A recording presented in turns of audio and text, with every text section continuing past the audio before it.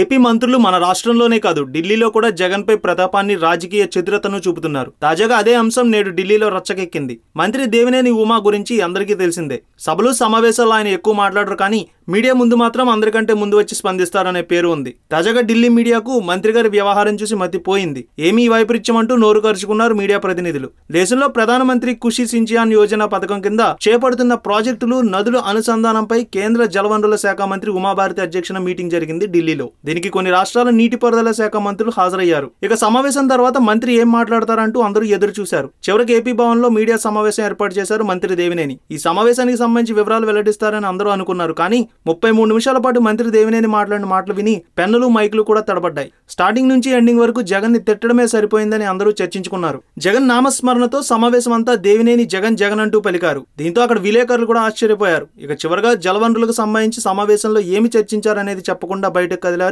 మంత్రి దేవినేని. దీంతో విలేకరులు మంత్రిని అసలు విషయం చెప్పకుండా వెళ్లడం ఏంటని, ఢిల్లీ వచ్చింది ఎందుకో చెప్పాలంటూ మంత్రిని కోరారు. చివరికి ఆయన సమావేశంలో జరిగిన చర్చించిన అంశాలు విలేకరులకు చెప్పారు. జగన్ పై వీరి తీరు మారదని, ఏపీలోనే కాదు ఢిల్లీ వెళ్లినా, దావోస్ వెళ్లినా, అమెరికా వెళ్లినా అంతే అంటున్నారు వైసీపీ నాయకులు.